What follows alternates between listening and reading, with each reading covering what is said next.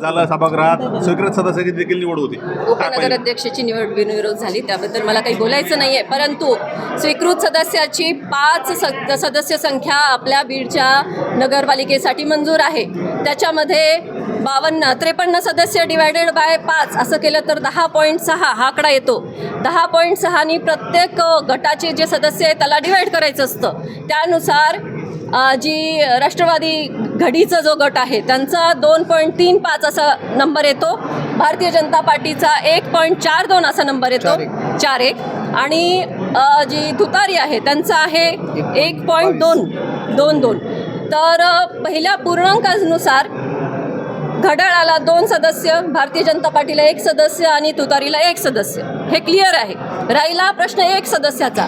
त्या सदस्यासाठी मात्र घटनेत दिलेल्या नियमानुसार, सुधारित नियमानुसार अपूर्णांकांना तुम्ही कन्सिडर केलं पाहिजे. आणि अपूर्णांकांच्या उतरत्या क्रमाने आदरणीय मुख्याधिकारी साहेब, आदरणीय कलेक्टर साहेब यांच्याकडून जे आमच्याकडे पत्र आलं गटनेता म्हणून, तेव्हा उतरत्या क्रमाने भारतीय जनता पार्टी, मग घड्याळ आणि मग तुतारी यांचा नंबर लागतो. त्यामुळे नियमानुसार भारतीय जनता पार्टीला आणखी एक स्वीकृत सदस्य मिळाला पाहिजे होता.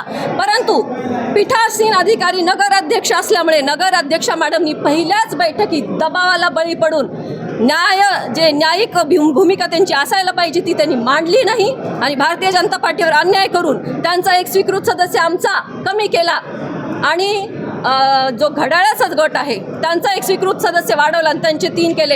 हे कुठून बरोबर आहे?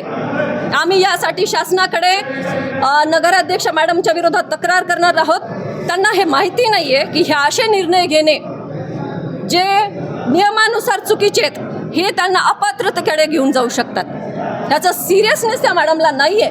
त्यामुळे त्यांच्याकडून असा चुकीचा निर्णय घेतला आणि त्यांना आम्ही उत्तर विचारलं असता, मी काही करू शकते, मी पीठासीन अधिकारी आहे, मी नगराध्यक्ष आहे, अशी उत्तर येतात. मुख्याधिकारी साहेब जेव्हा सांगतायत की अपूर्णांकानुसार भारतीय जनता पार्टीलाच एक स्वीकृत सदस्य मिळतंय, तेव्हा यांनी मात्र सरळ अन्याय करण्याचा पहिल्याच दिवसात सुरुवात केलेली आहे. त्यामुळे बीडकरांनी आता लक्ष द्यावं आणि बघावं डोळे उघडून की आपण कोणाला मतदान केलंय, कोणाला निवडून दिलंय आणि काय न्याय होतोय.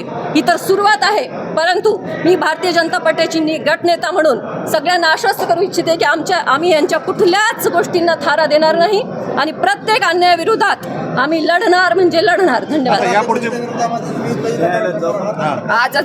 आजच आम्ही एक जिल्हाधिकाऱ्यांकडे जाऊन भेटू. त्यानंतर एक पत्र आम्ही तयार करू जे की डायरेक्ट नगरविकास मंत्र्यांकडे जाईल, राज्यमंत्र्यांकडे जाईल, नंतर कॅबिनेट मंत्र्यांकडे जाईल आणि हे आमचा जो डिटेल्स आहेत आम्ही त्यांच्याशी बोलू आणि निर्णय आमच्या बाजूने लागेल याच्यात मला काही शंका नाही. अहो, तुम्ही त्या मॅडमला, नगराध्यक्ष मॅडमला काही एक्सप्लेनेशन देता येत नाही, काही स्पष्टीकरण देता येत नाही की मी कसा निर्णय घेतला आहे, कशासाठी घेतला आहे. जेव्हा ते सगळे ठरवून येतात, ठरवून येऊन त्यांना काय बोलायचं तेवढं सांगितलं जातं, 2 शब्द ते तेवढंच बोलतात, त्यांना पुढचं काही माहिती नाही. मात्र ते आरोगंटली आम्हाला उत्तर देतात. त्या म्हणतात मीच सगळ्यांची बॉस. असं नसतं. तुम्ही जनतेचे सेवक आहात, आम्ही नगरसेवक आहोत, आम्ही जनतेचे सेवक आहोत आणि आम्ही न्याय भूमिकेत आहोत.